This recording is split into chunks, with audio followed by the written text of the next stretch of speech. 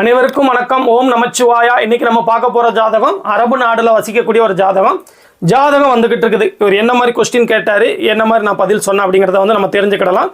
ஜாதகம் வந்துட்டு இருக்குது. கடக லக்னம், 3ஆம் வீட்டில் வந்து செவ்வாய் 22 டிகிரி, சனியே 22 டிகிரி, ரெண்டு பேரும் கடுமையாக இணைஞ்சு பாவத்துவம்.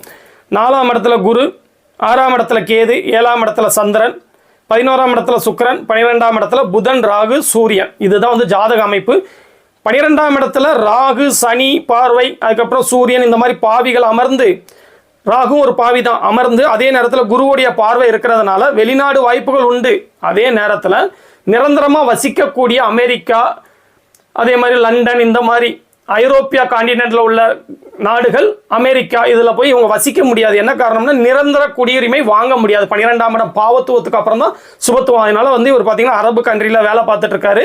ராகு திசையில் அங்கே தான் இருந்திருக்காரு, முழுக்க ராகு திசையில் அங்கே தான் இருந்திருக்காரு. அதுக்கப்புறம் குரு திசை ஆரம்பிச்சதுக்கு அப்புறம் பார்த்தீங்கன்னா அந்த குருவும் 12ஆம் வீட்டோட தொடர்பில் இருக்கிறதுனால இவர் அங்கே தான் இருந்திருக்கணும். இவர் என்ன பண்ணியிருக்காரு, பிறந்த ஊரில் வந்து தொழில் பண்ணி பார்க்கலாமா அப்படின்னு சொல்லி நிறைய ரூபா வந்து நஷ்டப்படுத்தியிருக்காரு குருவுடைய திசைகளில். என்ன காரணம், குரு வந்து இந்த லக்னத்துக்கு என்ன இருந்தாலும் 6க்கும் 9க்கும் அதிபதியாக வரக்கூடியவர் 9ஆம் வீட்டுக்கு 8ல் மறைஞ்சு உட்காந்துருக்காரு. அப்போ 6ஆம் இடத்து பலன்களை தான் செய்வார். ரெண்டாவது 12ஆம் இடத்தோட தொடர்பு கொண்ட குரு பிறந்த ஊரை விட்டு நகர்த்துவார். ஆனால் இவர் பிறந்த ஊருக்கே வந்து தொழில் பண்ணியிருக்காரு. தொழில் சக்ஸஸ் ஆகிட்டுனா பிறந்த ஊரில் இவர் இருக்கணுங்கிறது வந்து விதி. அப்போ அது சக்ஸஸ் பண்ண விடாது. 6ஆம் இடத்து ஆதிபத்திய பலன்களான கடன்களில் வந்து இவரை சிக்க வச்சிருக்கு. அதுதான் வந்து ரீசன். இப்போ என்கிட்ட கேட்டார்னா மறுபடியும் வந்து வெளிநாட்டுக்கு வந்து அதுக்கப்புறம் தாங்க பணத்தை நிறைய இழந்ததுக்கப்புறம் இப்போ மறுபடியும் அரபு நாட்டுக்கு வந்து வேலை பார்த்துட்டு இருக்கேன். வேலையோட அந்த டைம் முடிய போகுது. கண்டினியூ ஆவானா கண்டிப்பாக கண்டினியூ ஆகுங்க. ஏன்னா இங்கே வந்து உங்களுக்கு பீரியட் முடிஞ்சிடுச்சு. வேலை கிடைக்கலன்னா நீங்கள் ஊருக்கு போகணும். நீங்கள் ஊருக்கு போகக்கூடாதுங்கிறதுக்காண்டி உங்களுக்கு வந்து வேலை கிடைக்கும். கண்டிப்பாக ட்ரை பண்ணுங்க, கண்டிப்பாக வேலை கிடைக்கும். குரு திசை முழுக்க இங்கே இருக்கிற மாதிரி தாங்க வரும். அதுக்கப்புறம் சனி திசை ஆரம்பித்த உடனே அவர் வந்து உபய வீட்டில் பாவத்துவமாக இருக்கிறதுனால உங்களுக்கு அப்போ தான் வந்து உள்ளே வந்து பிறந்த நாட்டுக்கு வந்து வர முடியும். அது வரைக்கும் நீங்கள் அங்கே தான் வேலை பார்ப்பீங்க. நல்லபடியாக வேலை பாருங்க அப்படின்னு சொன்னேன்.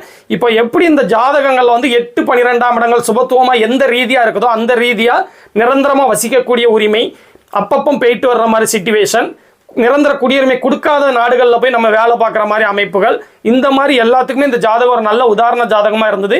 அதே மாதிரி 12ஆம் இடத்தோட தொடர்பில் உள்ள கிரகங்கள் தசை நடத்தும் போது நம்ம பிறந்த ஊர்லேயே நம்ம இருந்தால் பெருசாக சாதிக்க முடியாது அப்படிங்கிறதுக்கு வந்து இந்த ஜாதகம் வந்து நல்ல உதாரண ஜாதகம். நிறைய பேருக்கு 8, 12ஆம் இடங்கள் சுபத்துவமாக இருக்கும். ஆனால் எல்லாரும் அப்படின்னா வெளியில் போகிறது இல்லை. இதுக்கு என்ன அர்த்தம்னா போனால் நீங்கள் ஜெயிக்க முடியும், பிறந்த ஊரில் ஜெயிக்க முடியாது. 8, 12ஆம் இடங்கள் சுபத்து உள்ளங்க ஜாதகங்கள் பிறந்த ஊரில் ஜெயிக்க முடியாது அப்படிங்கிறது தான் உண்மை. நம்ம தள்ளி நகர்ந்து போனால் நல்லா இருப்போம். உள்ளூர்லேயே சாதிக்கணும்னு நினச்சிங்கன்னா கடைசி வரைக்கும் பெரிய முன்னேற்றம் இல்லாத ஒரு வாழ்க்கையை தான் நம்ம வாழ வேண்டியது இருக்கும். அதுக்கு வந்து இது ஒரு உதாரண ஜாதகம். இவருக்கு அடுத்து வர்ற சனி தசை எப்படி இருக்குன்னு எல்லாத்துக்கும் தெரியும். ஏன்னா செவ்வாய் 22 டிகிரி, சனி 22 டிகிரி. 3ஆம் இடத்துல இருக்கிறது மட்டும்தான் ஓரளவு வந்து புதனோட வீட்டில் நட்புங்கிற நிலைமையில் இருக்கிறது ஓரளவு பாதுகாப்பு. தொழிலெலாம் வந்து பண்ணக்கூடாதுங்க, கடுமையான விளைவுகளை கொடுத்துருவாங்க. நீங்கள் கடைசி வரைக்கும் வந்து வேலை பார்க்குறது நல்லது.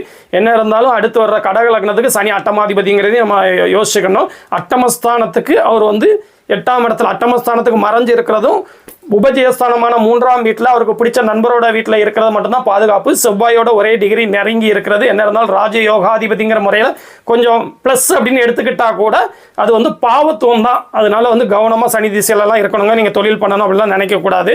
கவனமாக இருங்க அப்படின்னு சொல்லி அனுப்பி வச்ச ஜாதகம். இதே மாதிரி இன்னொரு நாள் ஒரு நல்ல ஜாதகத்தோடு வந்து நான் உங்களை மீட் பண்ணுறேங்க. ஓம் நமச்சிவாயா.